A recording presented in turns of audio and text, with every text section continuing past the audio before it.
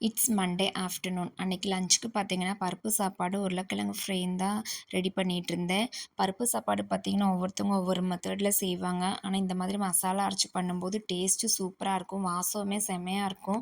அதுவும் நல்லா நெய்யெல்லாம் ஊத்தி குழைய வச்சு குடுத்தோம்னா, குழந்தைகளுமே சூப்பரா சாப்பிட்டுருவாங்க. இந்த மாதிரி ட்ரை பண்ணி பாருங்க.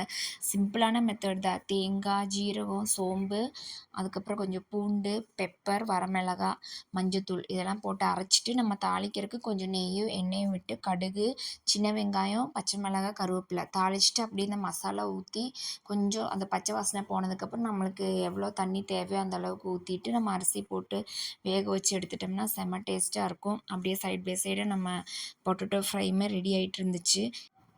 இந்த காம்பினேஷன் யாருக்கெல்லாம் பிடிக்கும்னு சொல்லி கமெண்ட்ஸில் சொல்லுங்கள். மேக்ஸிமம் எல்லோரும் இந்த காம்பினேஷன் தான் விரும்புவாங்கன்னு நினைக்கிறேன். அப்படியே நம்ம இந்த பக்கம் சாப்பாடு, இந்த பக்கம் பொட்டேட்டோ ஃப்ரையும் ரெடி ஆயிடுச்சு. ஃப்ரைக்கு கொஞ்சம் நம்ம குழம்பு மசாலா தூள் போட்டோம்னா சூப்பராக இருக்கும், வீட்டில் அரைக்கிற மசால். ஸோ அப்படியே சூப்பராக ரெடி பண்ணியாச்சு. அதுக்கப்புறம் மாம்பழம் இருந்துச்சு, அதை மட்டும் அதோட வச்சு சாப்பிட்டோம்.